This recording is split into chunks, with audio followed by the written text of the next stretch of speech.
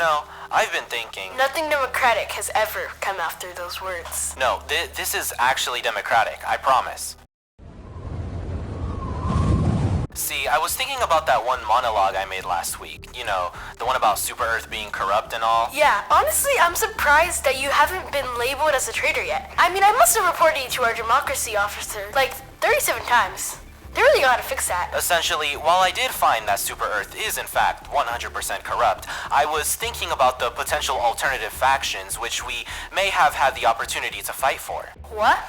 Who's we? However, the results of this study yielded, well, negligible results. Where did you find the time for this? You see, I've made expeditions into the territory of all of our current enemies and, well, let's just say they didn't exactly welcome me with open arms. What? Big surprise there. Seriously though, I mean, with the bugs who don't exactly have the brain power to understand me, the bots who might as well have committed almost every war crime in the history of war crimes, and the squids whose forces are half zombies, half masked tyrants with no plans for negotiation, I mean, maybe we could join one of the sympathizer groups, but we really wouldn't be able to accomplish anything meaningful. If anything, Super Earth is the only thing protecting us from being murdered and maimed in countless different ways. At this rate, the chances of us fighting for anyone other than Super Earth are slim, if not zero.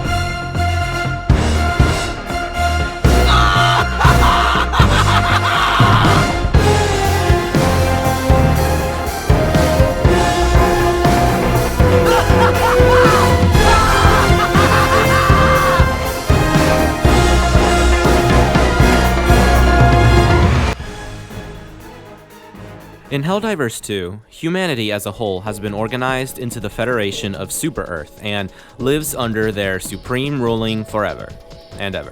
So yeah, obviously I was in the camp that Super Earth is in fact very corrupt. Insert generic 500 kilogram bomb stratagem comment here, but upon a more detailed look, I've realized that humans in this situation don't have it so bad. Either that or they have it way worse than we thought. It really depends on how you look at it. See, as the previous skit explained, there have always been talks about sympathizer groups and rebels within the ranks of Super Earth, and really just humanity itself. You know, people have wanted to see new missions regarding other humans siding with the bots and things like that. Honestly though, without mind-controlled humans, which is literally just the Illuminate, I feel like Arrowhead wouldn't be able to incorporate this kind of thing into Helldivers, not without adding a new faction at least, because, well, the current factions that we have at the moment are not exactly the most human-friendly. I mean, you have the Terminids, who are a colony of bugs with numbers probably ranging in the tens of billions, if not the trillions, who will stop at nothing to terraform every planet they run into, and the hyper-aggressive Instincts, which, due to them being farmed by Super Earth for the past 100 years, probably have them wired to attack anything with a vaguely human shape. Then there's the bots, whose sentience is questionable at best with some units, and again, they were still built by the Cyborgs from the previous game. I don't doubt that they have lots of code in there, which again leads them to attack humans on sight. And certain theories suggest that this may be for the purpose of literally butchering humans' brains out and putting them in bot bodies, which is, to say the least, quite terrifying. Finally, we have the Covenant, I mean the Illuminate, whose army literally consists mostly of humans that they kidnapped and transformed into zombies, and normal individuals with the intent to negotiate probably wouldn't make it past the voteless swarms and their equally bloodthirsty commanders, as well as the endless hail of artillery and air attacks before they even got close to Illuminate High Command. That is, if they even have a High Command in the first place. Overall, humans in this world are kind of cooked. I mean, if their freedom of thought isn't being suppressed under the literal disguise of freedom, then they're getting torn apart by literally any other organized alien force in the galaxy that we know of. In a way, it harkens back to the times of early humans and the first civilizations. They probably didn't produce the best possible outcome for the humans living there, but it's far better than leaving and getting eaten by a lion or something. The thing is, the residents of the Super Earth Federation have no idea this is the case. Well, maybe some of them do, but overall, when we look at the actual civilians, we see them actually being patriotic and all that. When they first appeared in game, I assumed that they would make comments and remarks about Super Earth being corrupt or something like that. But no, They are extremely patriotic, only getting scared when they see a Helldiver die in battle, which, I mean, if I saw Superman getting shot by one of his teammates by accident and dying, I think I'd be quite distressed as well. So, how does humanity get out of this predicament? How do they escape the clutches of Super Earth and not get murdered by the rest of the factions? This is what this theory seeks to answer, and I think that the answer lies in the automatons. So you're probably thinking, the automatons? I thought you just said that they hate all humans and kill them for their brains. And yes, this is true, however, let's consider who made the automatons. They were made by other humans. Okay, well, they're not exactly human, but if we take a look at their backstory, we can conclude that they are a lot more human than their outward appearance lets on. See, they come from planet Cyberstan, and they had to mine a bunch of resources for Super Earth because, I don't know, Super Earth said so. And they got injured a bunch because I guess Super Earth also abolished OSHA regulations. They remedied these injuries by cybernetically modifying their bodies. As time went on, this was fine, but at one point, something about the modifications, or their conditions, or something around those lines caused them to break free from the propaganda that Super Earth was feeding them. And this ultimately led Super Earth to brand them as terrorists and criminals, and then they left. But not before sending this encrypted message.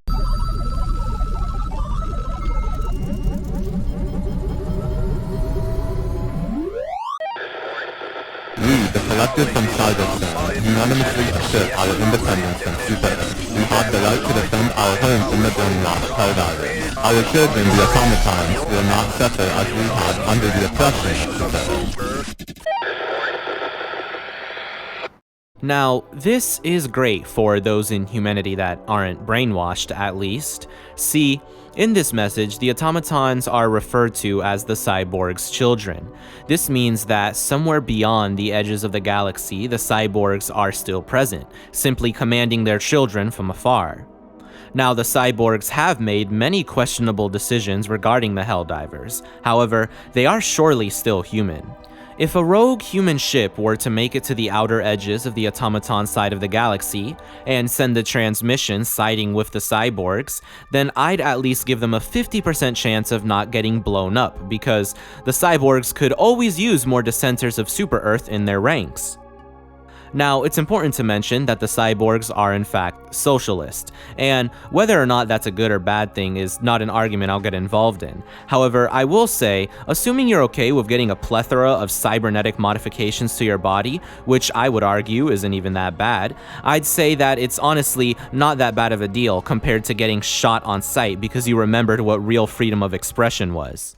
More importantly though, you'd probably have a lot more freedom to operate independently, considering that currently the Cyborgs aren't at all going to the front lines, and assuming that they don't just turn your brain into another automaton, you'd probably have leeway to do some things like acquire your own ship or shuttle or something.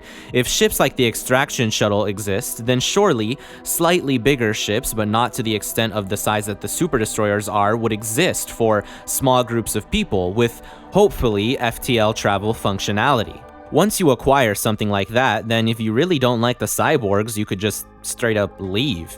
Go somewhere else and start your own faction, or go to the sidelines and wait for the galactic war to reach mutually assured destruction, or for Super Earth to fall or something, and that's it. An individual would essentially have the ability to start their own colony of humans, one that hopefully isn't as ideologically terrible as all the rest.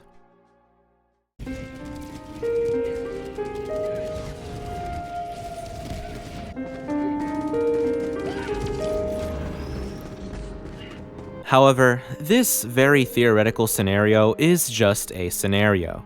The chances of something going wrong are, well, saying hi would be an understatement. And even if this scenario does come to pass, I doubt the individuals themselves would have great living conditions. They'd probably be forced to live on ships or far-off planets for a long time, and they'd have to hope that no automatons mistake them for Super Earth if they ever do try to settle on a planet. Things would be very grim, but with the alternatives being an endless war, illuminate zombification, or reduction to terminate biomass, this is really the best option humanity has, because ultimately, in the Helldivers universe, there is no true freedom.